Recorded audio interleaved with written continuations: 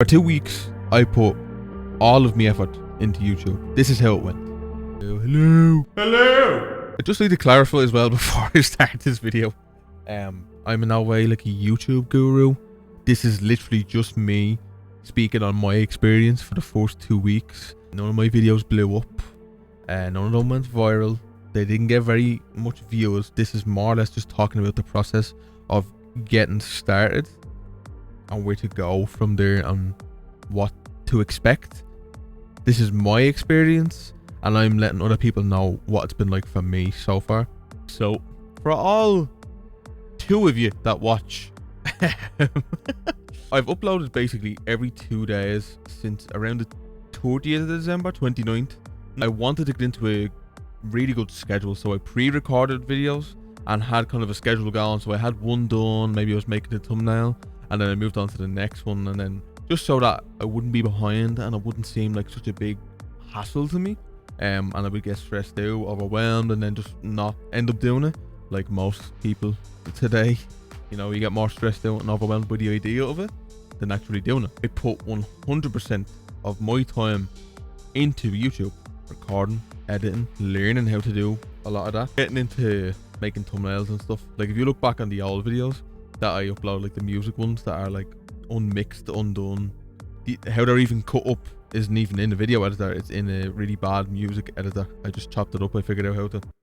The thumbnails and that were made on Snapchat, and then I just got cutouts of all whatever I wanted in the video. So what I do now is just a much higher quality version of that. While I don't really have an audience and I'm still building that up, I wanted to explain to people who we're going to start in the same way I would. Here is the negative. Number 1, constantly tired. For me to get ahead, it's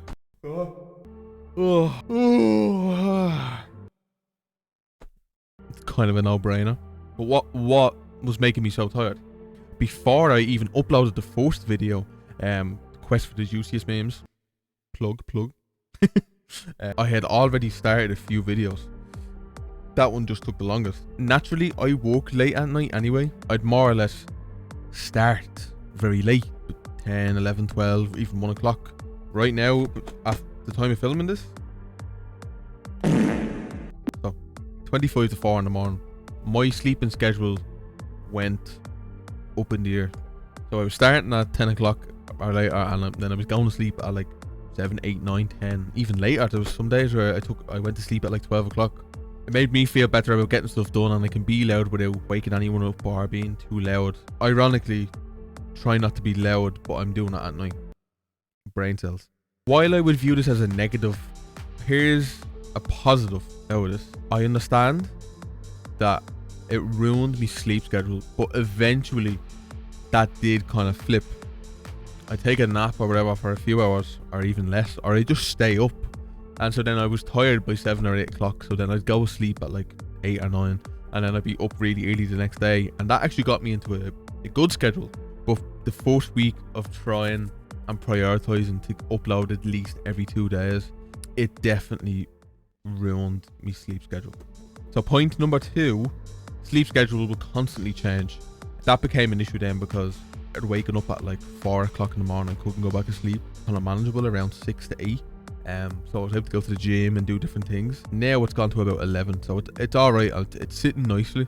That's because I went from uploading every 2 days, 3 or 4 videos a week. The plan was to have this done, have 2 videos this week, but I just said, you know what, look, it's just that it was taking a lot out of me, going from not working like that to jumping straight into it. It definitely does take its toll, especially on your sleeping schedule. That's the number 1 thing. A great example I use actually is like Dahi the Nogle, Gaming Terrorizer. They're both Irish, and I know for a long time before they moved to America. From what I remember from one of the videos, I think they'd wake up at like 2 o'clock in the morning so that they could record the videos with all the American lads. Imagine setting an alarm and getting up at 2 o'clock in the morning. It's a sacrifice. There is more negatives, but I just wrote these down just so that I wouldn't rant as much basically.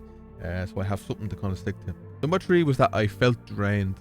I don't have the highest level of energy. It wasn't just the work and the sleeping schedule that was draining me. It was, I set out from the beginning to not be held back by expectations. If you look at my videos, since New Year's, let's just say. None of the videos basically since New Year's have broken 100 views. That used to bother me, and it still to a degree does, because if you look at some silly videos I put up, or older videos, they did, even some shorts, they just blew up. Like, not hitting those numbers for videos that you're putting a lot of effort into, it is kind of bothering me. It will go up, and that's okay. Now, some positives. So, positive number 1 for me and for you: every video you make, every thumbnail you make, every single thing you do once, the next time you do that will get better. You will get better each time that you do it. One great thing is that every video that I made, my skills improved in terms of editing, content creation, flow, thumbnail art. I could already more or less edit. It wasn't difficult. I've done stuff. If you look at all the stuff that I've done on Instagram, it's not that difficult. The program that I use is very easy to use.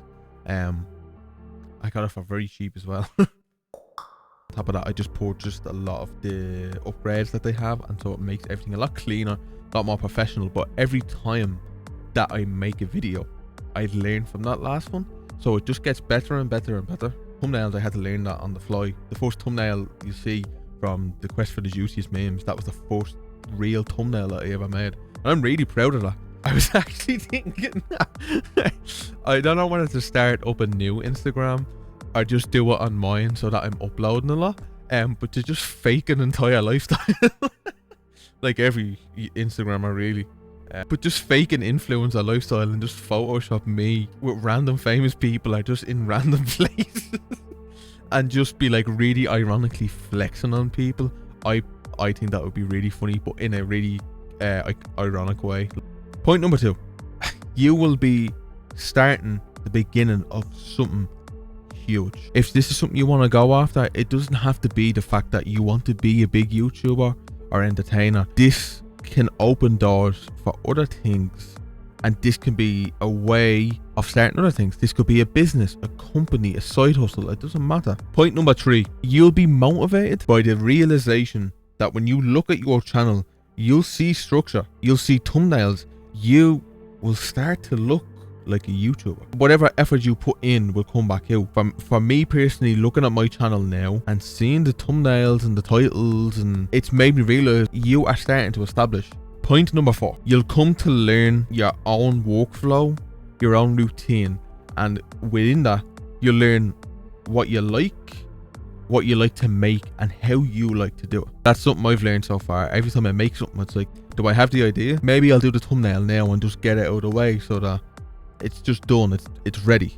Point number 5, it can push you to perform then on other platforms. Once you start getting into the mindset of a creator, it becomes its own thing. I'm starting to get a routine and a flow with YouTube, which takes consistently more effort, considerably more effort, especially if you're, videoing, editing, releasing. It's a project in itself, but TikToks and Reels are always a lot smaller and shorter and more manageable. Try and keep this one quick.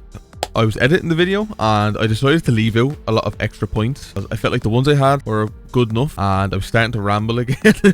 Yeah, I think the points I made are good, and they do all hold up on their own. The first 3 are very similar, they're more or less the same thing, but it's for different reasons. Overall, I'd say my experience was positive right now as of editing this. It's 10-7 now. Just a quick fact, me sleeping schedule that I talked about that has went good is actually gone back bad again. Keep in mind that you may be able to do things and be loud in your house and a whole other list of things that I personally just can't do. I prefer to work late at night, I feel more comfortable. So that's why I think this usually ends up happening. For now it's not an issue, but I'd like to not keep it up. I think it's been positive, I'm enjoying it. It's nice to actually feel like I'm using my setup as well. Peace out, because it's bedtime.